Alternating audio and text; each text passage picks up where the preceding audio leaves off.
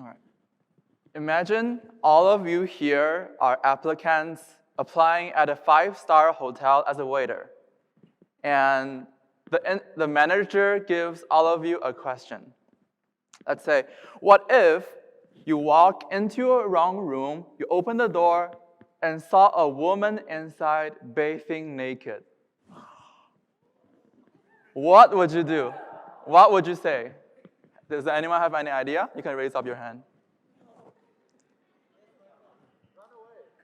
Yeah, a good point.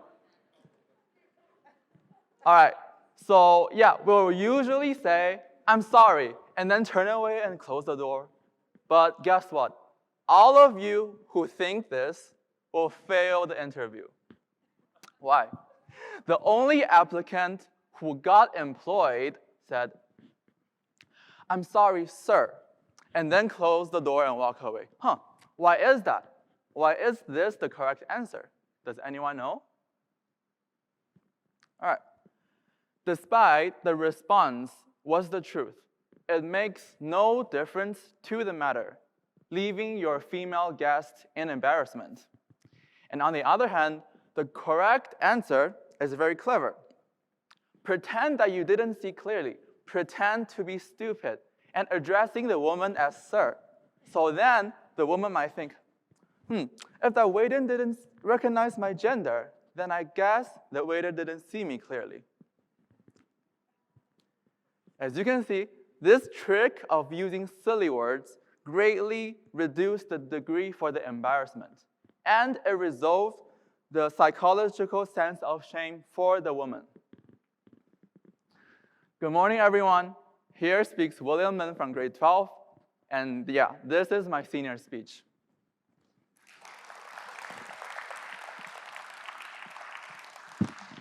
Today, I will be talking about emotional intelligence.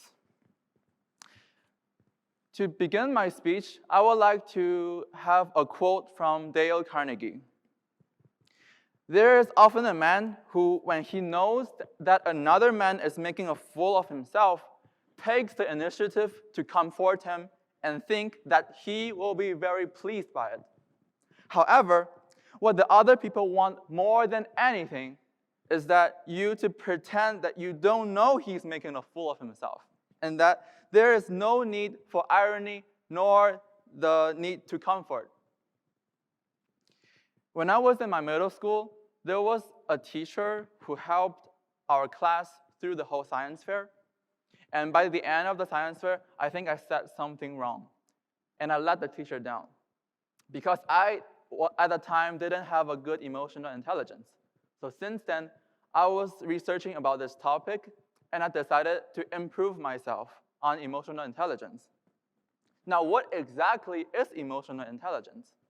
According to helpguide.org, emotional intelligence, aka emotional quotient or EQ, is the ability to understand, use, manage your own emotions in positive ways, to relieve stress, communicate effectively, empathize with others, overcome challenges, and diffuse conflict. Let me give you another example from my past. Still in my middle school, I had a crush on a girl.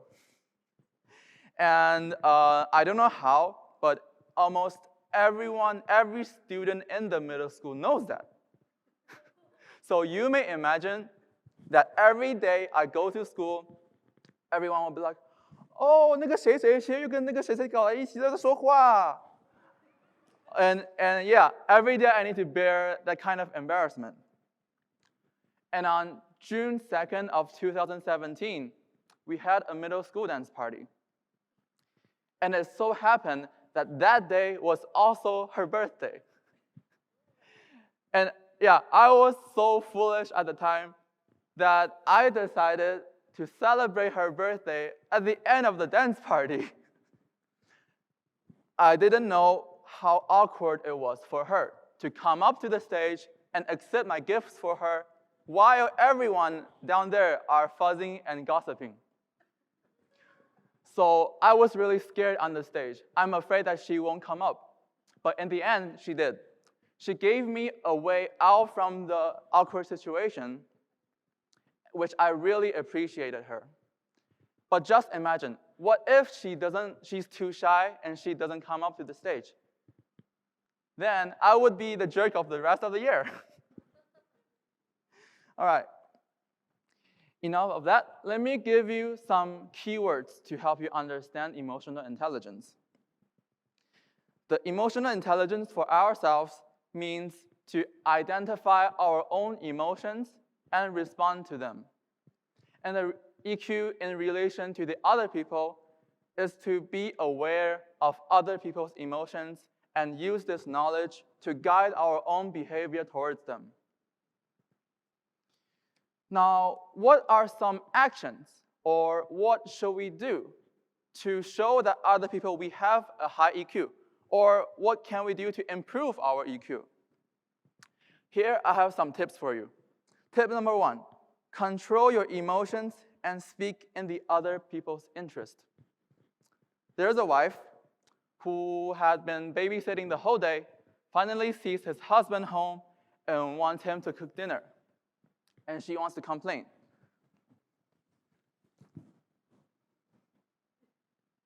Mama, 我要喝奶.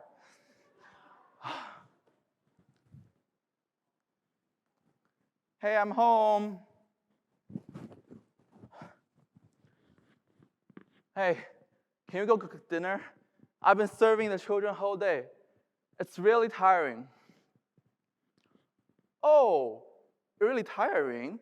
You know what? My boss today told me to do this, do that, go here, go there, and I can only be, hi, hi, hi, hi, hi, hi, hi.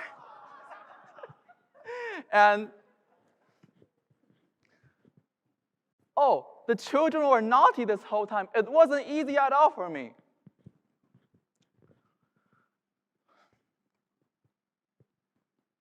There was a client today that almost drove me crazy. Blah, blah, blah, blah, blah, blah, blah, blah, blah. As you can see, many conflicts arise from one's emotional expression, which may intended as a favor, but eventually turn into an emotional catharsis. Now, let's try this again. A wife who has been babysitting the whole day finally sees his husband home and wants him to cook dinner. Hey, honey, I'm home. Hey, you're back. I bought your favorite crayfish today, but I can't cook that well. I know that your spicy crayfish tastes better. Tonight's dinner is over to you. All right, I'll do it right away. To let other people to accept your point of view, do less commending and less emotion catharsis. Try to state more facts rather than judgments. Speak in the other people's interest and turn what you want into what the others want. Tip number 2, you can smooth things over in public. There's this variety show in China called 向往的生活, and in English, it's called Back to Field. In custom, every celebrity who comes to the show will help with farm work. One day, a Chinese celebrity called Chen He comes to the show as a guest. And one of the resident celebrity called Huang Lei asks him to pick up corns in the field. Chen He said that he is allergic to ultraviolet ray. And then Huang Lei said, how about chopping wood indoor? Chen He said that he had a bad waist. This seems strange, right? Then He Jiong, another resident celebrity from the show, asked Chen He that how late was the filming last night? Chen He said, 5 o'clock in the morning. And then everybody understood. Everyone now know that this kind of work was too tired for Chen He to do after his filming. Although this might not 100% be real, the great improvisation from He Jiong still give Chen He a way out from the awkward situation, and it really lightened the atmosphere. Tip number 3, do not make judgments about the things you don't know. There's a reporter who interviewed several children in rural area in China. The children have a good grade in their school, but their families are poor. And the reporter had several questions about meals.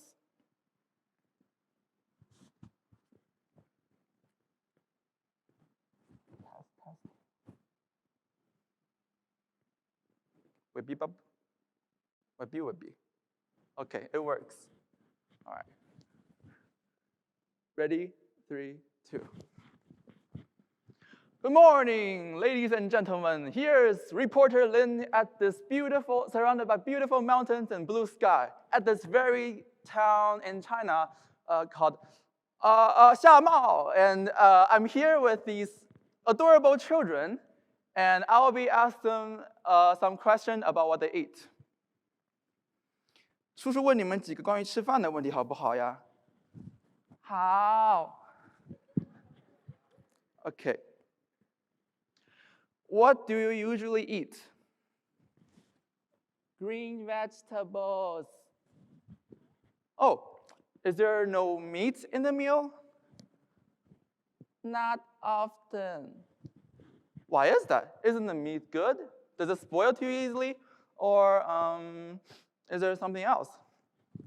Because we don't have enough money.